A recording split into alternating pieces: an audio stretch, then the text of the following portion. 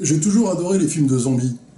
Mais maintenant, il y en a trop. Avant, il y avait George Romero qui faisait des films, en particulier la fameuse trilogie La Nuit des Morts Vivants, Zombies, Le Jour des Morts Vivants, et on attendait impatiemment qu'il nous fasse un nouveau film. Maintenant, je trouve qu'on est harcelé par ce genre de film, et la sauce hollywoodienne ne prend pas dedans. Parce qu'on a eu la flopée des Resident Evil, on a eu World War Z, et maintenant on a The Walking Dead. Alors The Walking Dead, moi je l'ai connu comme ça, hein, le format comics, que je trouve absolument génial. Je l'ai découvert par la suite sous la forme donc série TV. Et honnêtement, la série TV, ils nous chient à la gueule. Ils ont carrément chié là-dessus, quoi. Alors, on va regarder ensemble un petit peu la différence qu'il y a entre la BD et la série TV. Je vais vous donner mon opinion le plus objectif possible, mais honnêtement, ils ont chié là-dessus.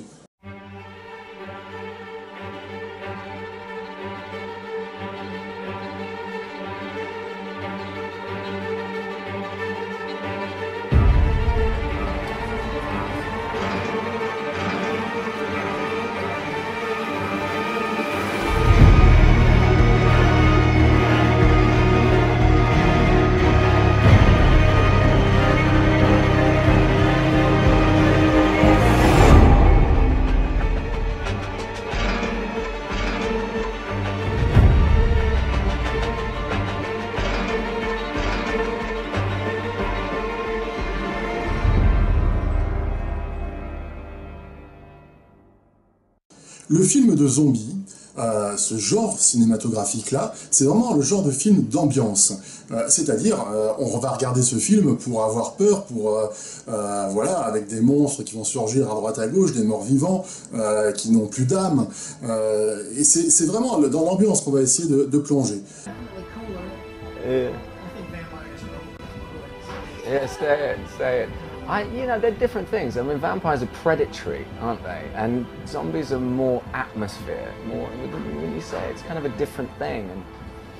And I don't know, I just think that everyone's ready for a good story and good characters, and this has got that, you know, in spades. Alors aujourd'hui, c'est bien, il y a Internet et on arrive à voir ces films-là facilement, mais à mon époque, quand j'étais gamin et que je voulais voir un film de zombies, il fallait aller au vidéoclub, prendre un film de zombies comme ça, dans le truc avec la jaquette qui faisait super peur, avec en général une tronche complètement défigurée et tout. Alors bon, pour faire pas le figure, on y allait à 2-3, puis on prenait aussi un film avec un peu plus normal, genre y a-t-il un flic pour sauver la reine, ou y a-t-il un pilote dans l'avion, enfin bon, un truc un peu détente. Oui, l'émetteur et tout. Oui, oui. N'oubliez pas, dès que vous m'entendez dire « j'adore ça », vous devez foncer. D'accord. Bonne chance. Oh. Donc on passait notre soirée tranquille, d'abord on se mettait le film pépère pour rigoler, et puis après on éteignait les lumières, on se mettait dans l'ambiance, ça y est, le film de zombies qui attaque. Et donc maintenant, il n'y a plus ce charme-là, puisque maintenant tous ces films sont accessibles en VOD, ou bien sur Internet, sur vos plateformes de téléchargement illégal préférées. C'était toute une époque. Concernant The Walking Dead, donc j'ai découvert The Walking Dead en comics, et c'est vrai que j'ai avalé les 6-7 premiers tomes d'un coup. J'ai lu le premier, j'ai complètement accroché, je me suis fait 7 tomes en un week-end. Là, au jour d'aujourd'hui, on en est au tome 20. Il y a des rebondissements sans arrêt dans cette série. Dans The Walking Dead, ce qui prime vraiment, ce sont les personnages. Follows the comic book series in that all of the big moments, all of the cool things that everyone remembers, the most memorable stuff from the comic series is worked in, but it also takes its own paths and it does its own thing. There are new characters that are added that aren't in the comic book series at all, and they all have their own stories and they add new layers to the story from the comic book. So it's kind of like the comic book expanded. So it's a very faithful adaptation. So anyone who's a huge fan of the comic book series will watch the show and enjoy it based on that. But they're not going to be bored at all. They're not going to know what's coming. There's a lot of different things added in, and I think that's the best way to do it. La saison 1 de The Walking Dead reprend à peu près l'histoire du comics.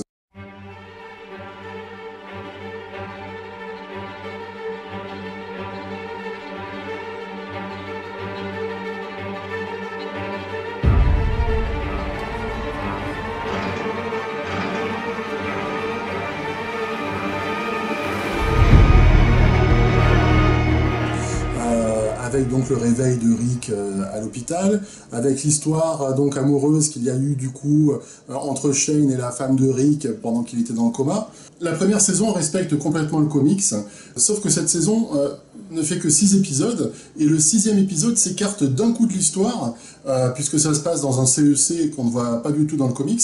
D'ailleurs, c'est un épisode qui n'apporte rien de particulier. En plus, on a une explosion finale qui est complètement ratée, un espèce de scientifique qui va pas apporter de réponse, mais qui va chuchoter quelque chose à Rick qu'on ne va pas entendre. Alors ça, c'est... je trouve que c'est un faux cliffhanger.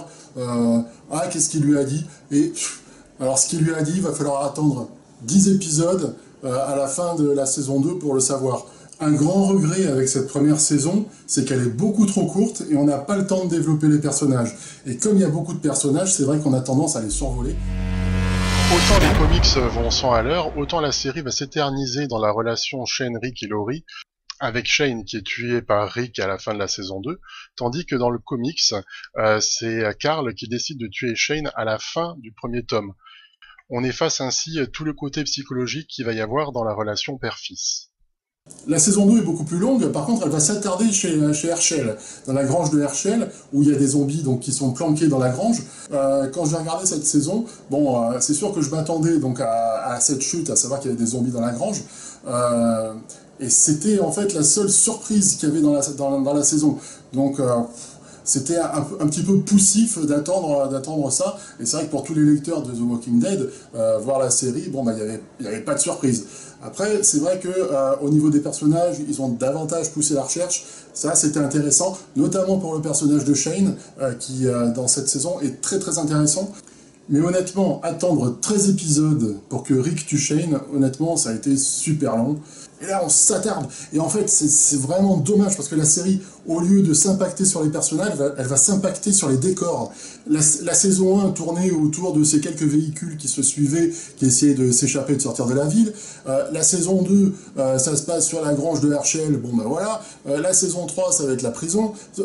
On s'impacte que sur les décors, alors que ce qui est intéressant, c'est pas les décors, on s'en fout, c'est les personnages. Ce que j'ai ressenti dans la saison 4, c'est qu'on prenait un tournant, c'est-à-dire qu'on va pas suivre l'histoire de la BD, la série TV prend une autre direction. Quelque part, je pense que c'est mieux, parce que ce qui pêche, ce qui va pas, c'est que le comics, il est pour public averti, c'est marqué en bas, tandis que la série, elle est quasiment pour tout public. Parce que c'est vrai que pour les personnes qui ont lu The Walking Dead, regarder la série, on s'y perd un petit peu.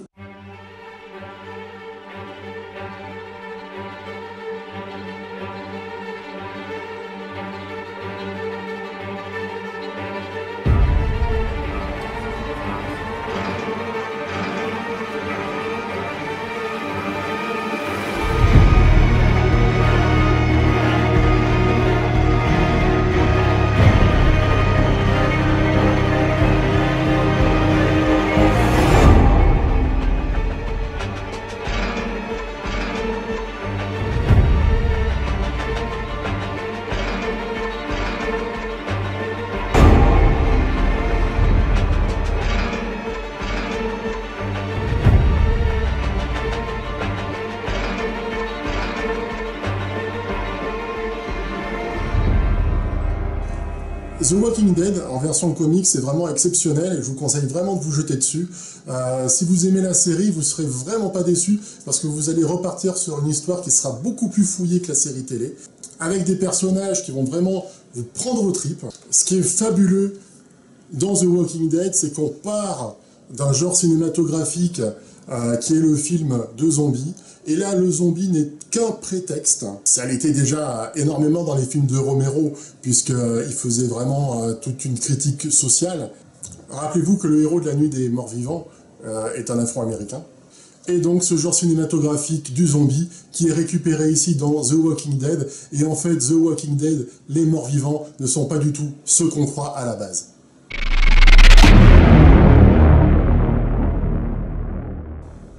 À bientôt, ciao. Complètement du comics, avec tout un épisode dans un CIC.